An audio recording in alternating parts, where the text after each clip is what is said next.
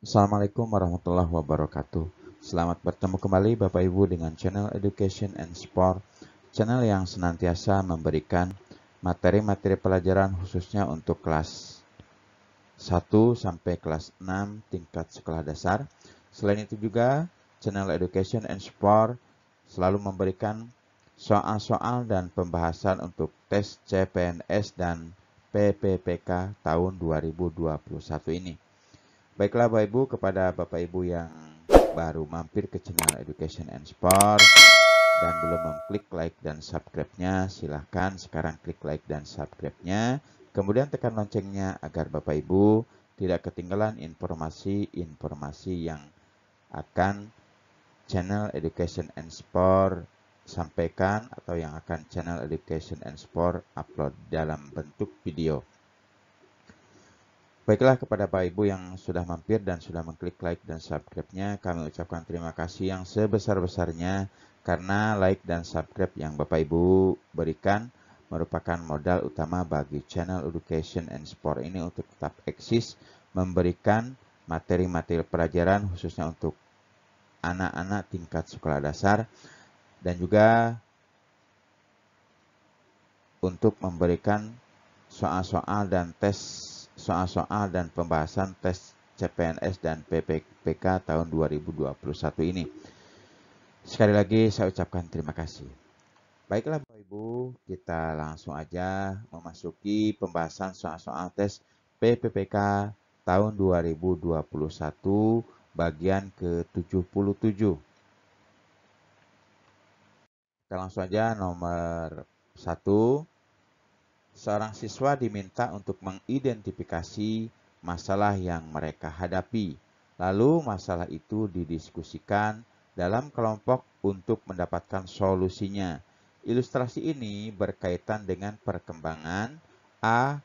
Kemampuan kognitif, B. Kemampuan interaksional, C. Kemampuan integrasi diri, D. Kemampuan komunikatif. Jadi, jika dalam sebuah pembelajaran seorang siswa diminta untuk mengidentifikasi masalah yang mereka hadapi, ini merupakan ilustrasi atau pembelajaran yang berkaitan dengan perkembangan kemampuan kognitif. Kemudian maka pilihan yang tepat untuk soal nomor 1 ini adalah yang A. Kemampuan kognitif. Kita lanjut lagi Bapak Ibu ke soal berikutnya. Pernyataan berikut yang menjelaskan makna istilah kognitif adalah A. Kemampuan berkomunikasi, B. Kemampuan untuk memecahkan masalah, C. Kemampuan berinteraksi, D. Kemampuan mengintegrasikan diri. Jadi pernyataan yang sesuai dengan makna istilah kognitif adalah kemampuan untuk memecahkan masalah. Ini ada hubungannya dengan soal sebelumnya Bapak Ibu ya. Kita lanjut lagi ke soal berikutnya. Kemampuan berpikir untuk mengoperasikan kaidah-kaidah logika, tapi masih terkait dengan objek-objek bersifat konkret, merupakan ciri-ciri kemampuan anak usia A. 0 sampai 2 tahun, B. 2 sampai 7 tahun, C. 7 sampai 11 atau 12 tahun, C. 11 sampai 12 tahun sampai 14 atau 15 tahun. Jadi kemampuan berpikir seorang anak yang mengoperasikan kaidah-kaidah logika tapi masih terkait dengan objek-objek bersifat konkret adalah ciri kemampuan anak yang berusia antara 7 sampai 11 atau 12 tahun. Dengan demikian maka isian untuk soal nomor 3 ini adalah yang C, ya, 7 sampai 11 atau 12 tahun. Oke, kita lanjut ke soal berikutnya. Menggunakan potongan sapu lidi, kelereng, globe, gambar-gambar yang menyangkut pembelajaran IPA serta IPS, sebagai media adalah sesuai dengan tahapan perkembangan berpikir anak yang dikenal sebagai tahapan A. Anak memahami bilangan dan angka tetapi masih terkait dengan objek bersifat konkret atau operasional konkret. B. Pengamatan dan penginderaan yang intensif terhadap lingkungan atau sensomotor. C. Dominasi pengamatan bersifat egosentris. D. Kemampuan mengoperasikan kaidah logika yang tidak terikat lagi dengan objek yang bersifat konkret atau operasional formal. Nah, jadi perkembangan berpikir anak dengan menggunakan potongan lidi, kelereng, globe, gambar-gambar merupakan tahapan anak memahami bilangan angka, tetapi masih terkait objek bersifat konkret atau operasional konkret. Dengan demikian maka pilihan untuk nomor 4 ini adalah yang A. Anak memahami bilangan dan angka tetapi masih dengan objek konkret atau operasional konkret. Kita lanjut lagi ke soal berikutnya. Kemampuan peserta didik untuk membina hubungan dan kemampuan memotivasi diri terhadap kecerdasan adalah A. Kognitif, B. Sosial, C. Emosional, D. Moral. Jadi kemampuan peserta didik untuk membina hubungan dan kemampuannya memotivasi diri termasuk kecerdasan emosional. Dengan demikian maka pilihannya adalah yang C. Oke, kita lanjut lagi. Perbedaan antara konseling dan wawancara terletak pada maksud dan tujuannya. Tujuan konseling adalah membantu siswa agar dapat memecahkan masalah pribadinya. B. Membantu siswa agar dapat melakukan penyesuaian diri dengan lingkungannya. C. Membantu siswa agar dapat mengatasi kesulitan belajar. D. Membantu siswa agar memperoleh informasi tertentu. Jadi perbedaan konseling dengan wawancara ini terletak di tujuannya. Tujuan dari konseling itu adalah membantu siswa agar dapat mengatasi kesulitannya dalam belajar. Maka pilihan yang tepat adalah yang C. Membantu siswa dalam mengatasi kesulitan belajar. Oke. Ya, membantu siswa dalam mengatasi kesulitan belajar. Kita lanjut Bapak Ibu ke soal berikutnya. Soal nomor 7 ya. Teori ini memandang belajar sebagai hasil dari pembentukan hubungan antara rangsangan dari luar atau stimulus dan balasan dari siswa atau respon yang dapat diamati. Semakin sering hubungan atau bond antara rangsangan dan balasan terjadi, maka semakin kuatlah hubungan keduanya atau law and exercise.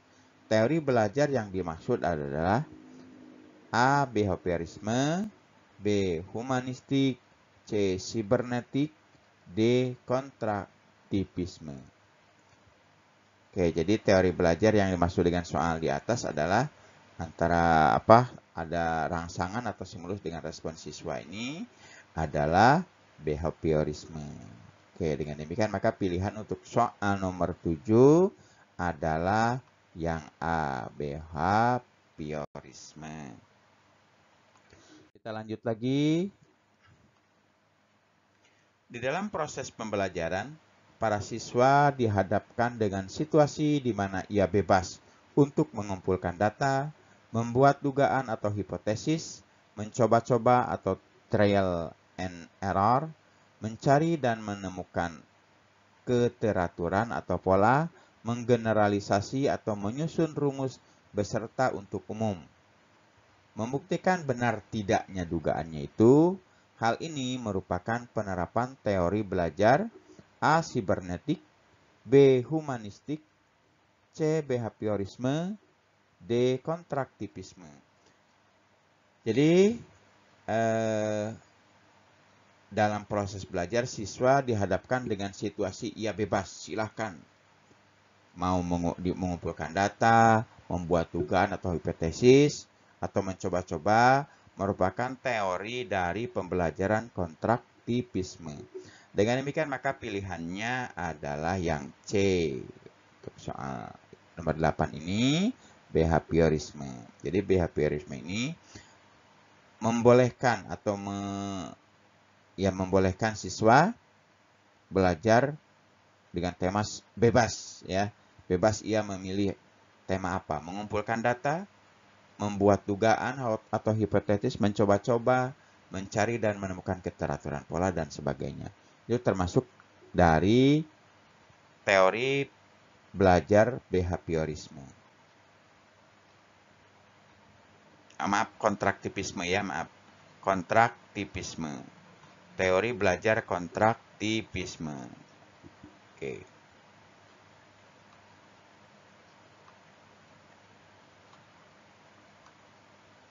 Jadi sekali lagi, jika siswa dalam pembelajarannya bebas memilih atau bebas dia diberi kebebasan untuk mengumpulkan data, membuat dugaan atau hipotesis, mencoba-coba atau trial and error, mencari dan menemukan keteraturan pola, menggeneralisasi atau menyusun rumus beserta bentuk umum, merupakan teori belajar dari kontraktivisme.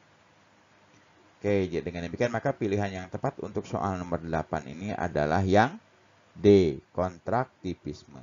Kita lanjut lagi Bapak Ibu ke soal nomor selanjutnya. Menurut teori ini, peranan guru dalam pembelajaran adalah sebagai fasilitator, motivator, dan memberikan kesadaran mengenai makna kehidupan pada siswa. Teori belajar ini berupa memahami perilaku belajar dari sudut pandang pelakunya, bukan dari sudut pandang pengamatnya. Teori belajar ini adalah A. Humanistik, B. Kontraktivisme, C. Kognitivisme, D. Nativisme. Jadi, teori belajar yang caranya atau sintaknya peranan guru dalam pembelajaran sebagai fasilitator, menekankan saat pembelajaran guru ini sebagai fasilitator dan motivator, ya, merupakan teori belajar dari humanistik, ya, humanistik. Dan demikian maka pilihan yang tepat yang untuk soal nomor 9 ini adalah yang A, humanistik. Kita lanjut lagi Bapak Ibu ke soal berikutnya. Pada masa kini, siswa dituntut untuk belajar setiap saat dan bisa terjadi dimanapun. Hal ini terjadi karena kemampuan teknologi yang memungkinkan belajar jarak jauh dalam jaringan atau online. Pernyataan di atas sejalan dengan teori A. Sibernetik, B. Kontraktivisme, C. Behaviorisme, D. Kognitivisme.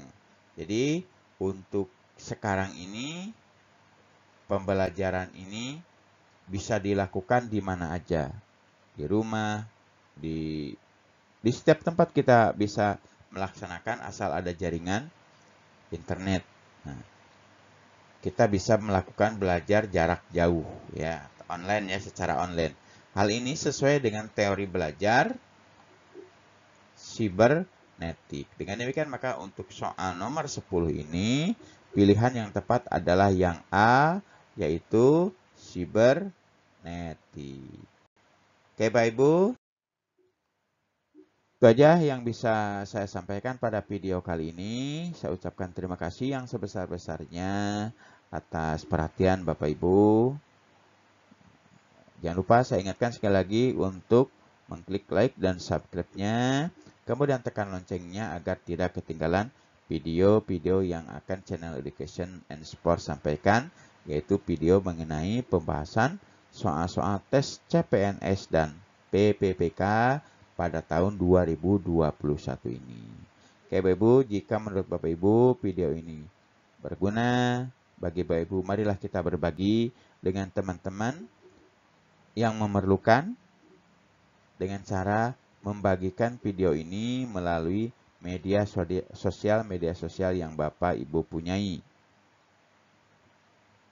Atas keikhlasannya membagikan video ini, saya ucapkan terima kasih yang sebesar-besarnya. Semoga kita diberi kesehatan, diberi keluasan ilmu oleh Allah Subhanahu wa Ta'ala. Oke Bapak Ibu, itu aja yang bisa saya sampaikan. Sekali lagi saya ucapkan terima kasih yang sebesar-besarnya. Saya akhiri, wabillahi taufiq wal hidayah. Wassalamualaikum warahmatullahi wabarakatuh.